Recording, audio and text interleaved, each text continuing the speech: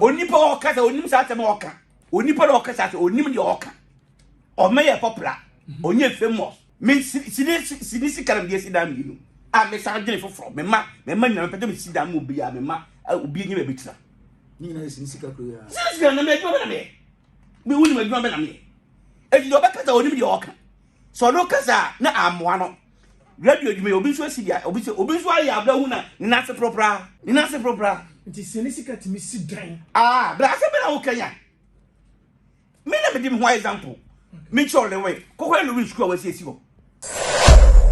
Akwasi buadi Akrobeto ama me ho adwiri me yie na edin buadi na nkasa no wonder sanse edin buadi no eyedin a ye de toa na se 7 previous asa wan hunu nyansa ne bia ifiri wan kasa Akrobeto aka nsem bebre metaitie no na eneiti a metie ni die respect am de ma Akrobeto no se na ti se yi a se me ba me nsam kra no a mintimi nka ho asem bra ya minshraw ose se de mo pema mo no ya monye saama foforo Akrobeto se Agya Koo aka Bidam eyo no enti ne wote se de woti na ni nyina agina edan Agya Koo si ya obi anu ane nkofo bebre na e kan sama me betena ha kra be ka bie se poku na anya ni nku so obeti afa na furusu so ode beti afa ne na ho eno de eyo no anasamwa na Akrobeto abeka nsem bebre se Ghana fo ene yankasa toda ye kasa dodo ye kasa kire se di odwan pe no ene ode ni fufuo bo no osemu amu kasa sinisika entimi nsisa adan na Agya Koo asi no osi yesua osi Agya Koo dan ne kra de yesua na ono sinisika no ode ye bibia a waye movie sika no advert wonya TV programs woye na chese opa chese sa industry na wo mu no aside no oni sika bia o ba bia na Akrobeto kiremu sa asem o kan ya eye medane se o se wo botai bi si wani so sa o pese wo ya se kaprempo na eba wo betimi atietia na wo de aye akwasi buwadi Akrobeto nyankopon hira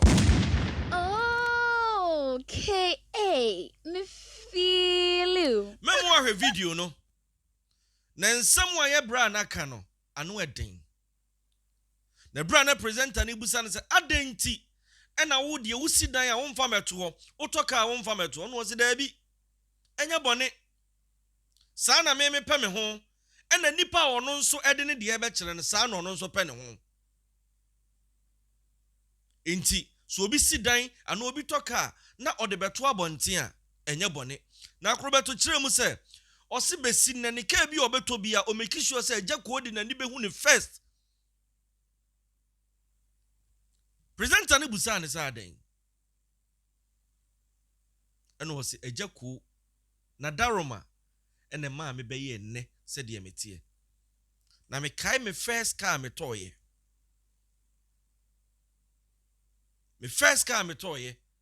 bidika fra Agya Koo busa so wo hefa so de ko kire no ene o da na se nipa dodo se na betimi aya sa de we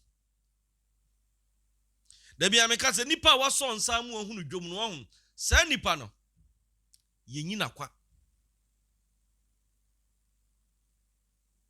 nanso se de da bia na me ka no kofo bebre ho a ubetimi aso ne se de na gina brebi ebi ebedrum rebi no na mfonso kakra bi aba onkai sa de no onkai nanso Akrobeto akai ba bia no onam ba bia no oda ensema no ofamum even though se concert party wo mo na sha ase nanso yesi ye gina dua bi so ansa na ye twa dua bi Akrobeto se Agya Koo aboa ne yie papa ewe industry no na mo amo ka se sinisika ntimi nsidan no osibia na wonye wadwene no okan ya ka se even radio adwuma ya ye mpo ubehia obi no odi radio adwuma adi yie ubehia obi nso no nso na ase propra enu nti obia ne botaya opese odi ne hu koduro nti se wo de na nkwa yesa enyina ba bi nkokasa asomasi bi a waje sikaduro ana asomasi fine ubetimi aka na emom oso opeso o ma hunu se emodem bo ebu musu abaso nti ntena sema akwadworo nhyɛ woden wo wantimi anya no se the fact se wo wantimi anya no nkyɛ obi nso ntimi nye ebia na wo si ni sika no wo de renam ebia na wo si ni sika no wo de pemma wo de roto akese wo so onom bi de omo bankran so omo ba bebo brasan so omo hunu be omo nim ba bi omo firi Agya Koo agona wiamo ase ho no ofire ne maame ne brago to tie na afutuo na dan ya shase 2007 there what do you expect na sabi wo wia kora no a enko nwie yen we sika kase Agya Koo kanea na movie industry ni gina ne na so no otwa sika otwesini a no oje chen obi a to just imagine se eno no oboaboa no no disi ya adenti ena akwenze mbebre me mpese me kasa ma me kasa awa yenko ni enkotie asam a Akrobeto kaaye abra uhiae e Precise Studios Precise FM anami ankasa menua etie adwam na ose mumusa mo se kodwo kansa law in school na osi ye no enye sinisika eyeden ya ose apart from movie law nya hwibiem ene enwom ode aba bebata ho eye no a ose se wo ye ade na ayo wadwen so obeye ni a otumfo nyankopon so beto nsupa agu so ti mu amonam ya na mo keka se we ya yesei na enye ni botom sika we ya yesei enye we ose ye nyai kasa na de Ghana fo ye pe kasa dodo Akrobeto a kire se 7 producer onim nyansa dada na emom ni nyansa in fact ano eden yenko ni yenko tie no ensam Akrobeto kwasi buadi e kan onipa okasa onim sa atema oka onipa na okasa onim de oka o meye popular onye famous me sinisi karam de sidam yi no a me sa gene foforo me ma nyame pede me sidam obi a me ma obi enye be betira ni na sinisi ka ko ya sinisi na me adwo be na me wuni me adwo be na me eji do be kasa onim de oka so no kasa na amoa no radio dwuma obi so asidia obi so ayi abla hu na nase propra nase propra nti sinisi ka timi si dan bra se be na wo kanya me na me dim ho example me chole we ko le win school we si go ko na ko le win school we si go ko na ko fe ebi magana distim da adwo be na ye am nye mistake na me nyesi disika na me bo bra na me de bo miska bia ye sinisika de nye sinisika nso a e ya advert di na ekotjumu be ya de mo e no na fiba acting na mu that's all okay na wo fe de ya na format to abonte bra o suru bia sitie enu ta me se me nkata ba excuse me say this me kasa me ko tell you so me nkata onko program me nko wo ye me den me ma kasa na me ka enso wo problem bia me ye sure say me ameto ma so dwumi menyimani die ase yo ba bi wa bra mekata ma dia che enko enya hwi enko e ho no nya mini position ase bola ye bui the whole Ghana na ese ka uche dia sa moja bra wo kan enko park no so kojente oh na ayen to mi usare me ye ho ye mesre ni after bra I'm sensible person. I'm talking to you right now. I know you're sensible. Eti ni me bi wa bra me ni echi me nkan ho asem. But do you see it as a problem? So obi so edin there. Oh you nye. But do you see that as a problem? Say obi asifie no de to ha na wa talk road na mo. Do you see that as a problem? Bra he.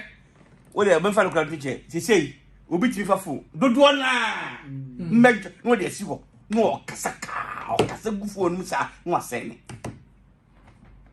Oh fine. E o sino bi asitie me o ma dia obi opoto di show etuba me nipa gun se no tie ye wo nipa bebre ho onye abone won na asidi dan e no so de be kira ne mfum so aye ne de yin me masimi da me ti no obi ehunu me mfum so man de yin atokas me mo bi hu ni obi se me say me toka be kasa batro me toka Agya Koo be bi obi am de ko kire no Alija yes Ara ofa yeah the time de ko kire no me de kire no madana se Wo da se me ko baby obi opa wo fura na busa. Me ko the first time I to na first Sportage no. Sportage very good. Kia Sportage. Mo ena mam di ko hu eje fi that time. Me friend say bra person no di ko ono surprise o mon from president that time no. Ni o kwase party president ni me. So mo from president so BBC am so emi bi so ko bi na person mi nudi. Na so ni e bra na me wo me bia me ye bi kakra wo ti o cheche me a. Na me ko e na me de card ko chire. And bra me baba do ase. Wo na obema sini djuma ni ye kese. Ma me so benye bia ya nne. Menye muka. Ti baba chire ma do ase. Wo fe no bisa. Ahola mi mu so je sisa na we. Mansion pa eye monwan. Sakwa ni sisa da. Etunim anyam yo, anyam hwe dem me baye no. Am say ejami na ye concert party.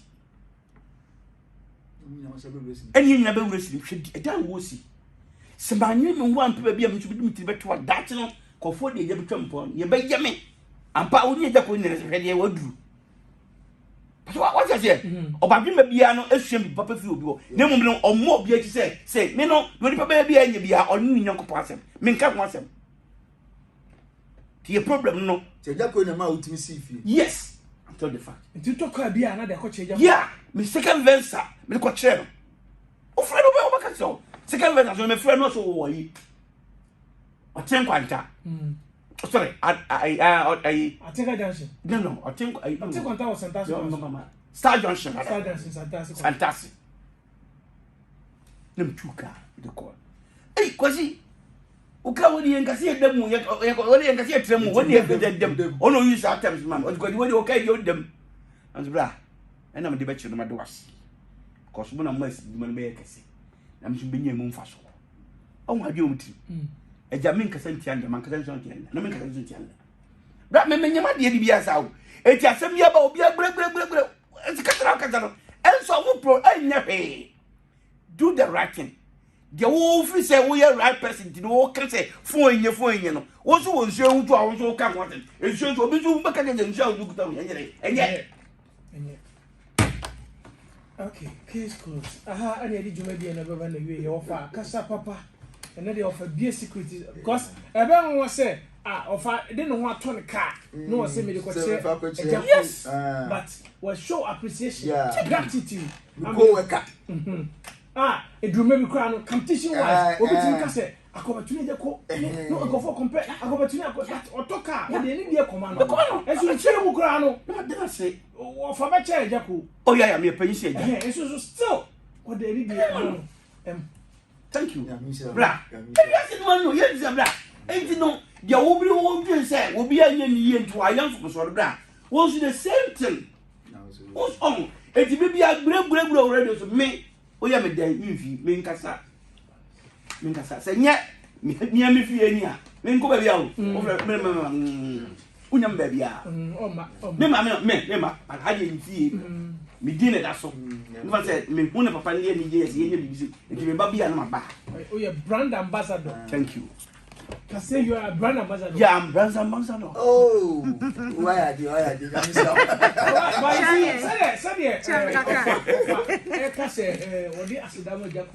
Yes, you bet me can say the asida. A man Because and I'm not yetimu because Abaso. Say, everywhere you go, I'm precise beyond that.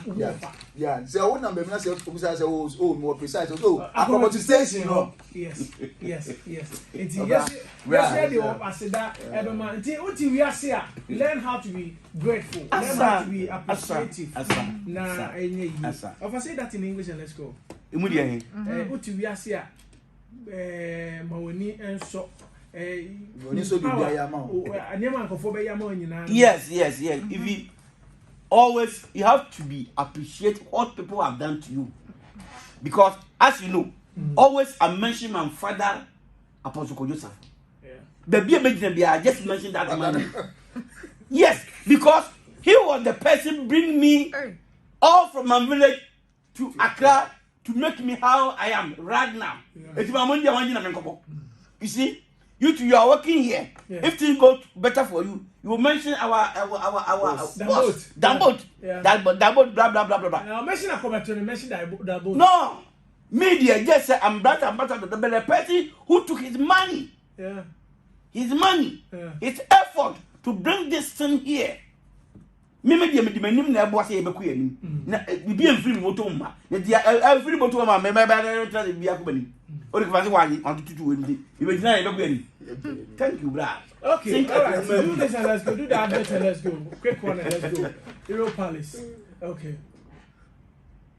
Hero Palace Pub, Bar, Restaurant and Event Center. Location, Brokroom Estate, Quarry. House number AK 258-6481. Near, apologize. Near Nkawa Hotel Junction. Service reservation for parties, weddings. What's the name? Which is Djka wedding, convention, group, get together, social events, funeral reception, etc. and etc. Food locals dishes like banku and tilapia, fufu and bushmeat, green soup, ablabru, you talking about ablabru, and all kind of soup, amucho and others. Continental dish, all local and foreign drinks, fresh and natural juice, etc. and etc. For booking, purchasing, reservation call. What's your name? Reservation. I don't know what name. For bookings and reservation. And that's the Opesa Ojiho and that's Opesa inquiries. Okay. Opesa Ojiho and that's all inquiries. Call this number 0243 327 732. What is the name of the place? Hero Paris Pub. Hero Palace, not Paris. Hero Palace. Paris. Yeah, not Paris. Hero Paris. Okay. Hero Ahivie. Hero Ahivie Pop Bar. Okay, that is Uncle Akrobeto. He is one of the finest. Who is in there? As a Toka Koyan or you use Akrobeto as an example. Yes. Echo Smith, actor. Yeah. And I can say, you first in Sika. Oh, okay. And I only a general can say, you credit that Akrobeto. Sika was, and now we see him. He is Sinisika. Sinisika. Bra. Na, me person can be even Agya. That time, and then who could do. And then who will bless and yet I could do. Massa, Coco, and now boom. That time, me, that time not Agya. I know women can say. Let that time Agya on your crown what you be said 50 million. 55,000 for a for 2 days. It's more than but just make an average. No one you cannot just say scan. I live for for 2 days. 2 days, yes. Because that time I jump to Kwamban, near Salai, near Fanny King Kong, only cinema and talk. And you look at the first in the only the walker, a Jimmy Jack Kwakuman. Kwakuman. Yakwafina, Chewa, Kwakumano, Nikosibuadi, Lewan, Vivian J, Emilia Bobby. Obia. Okay, my brown for the Macaja on Niku. Though I don't get you can see me on point or toy. A Shoma estate that time. Sabe African me mabas move or toy. A city could do new cuisine nice but okwa omo I wanna swimming pool. Yeah, but I didn't mean because of Sabian or new kuntino. Very good. You want to go any family, not young friends. But one more in a black. Above us in the judgment of Obie. Kwakumen, Mekania, why are you shocked? You shocked. If you because you invest in this and that. Yano local people so bra yiti na ye because one man is ni abofusiri no bra yano yakwa yetekwa wan kin awie Yeah. One month so omufisa omo bibi more professional eti bia bia 1 month 2 weeks no mu wie ye eso ye sabra masa if I say bia bitimi di 1 month yes ni bia biensa anam enan fa say bia me gi 30 kura another fa me gi 20 kura enan no me 80 million very good everyone with the oka. And no on your popular on your public figure. On your public figure. Okay.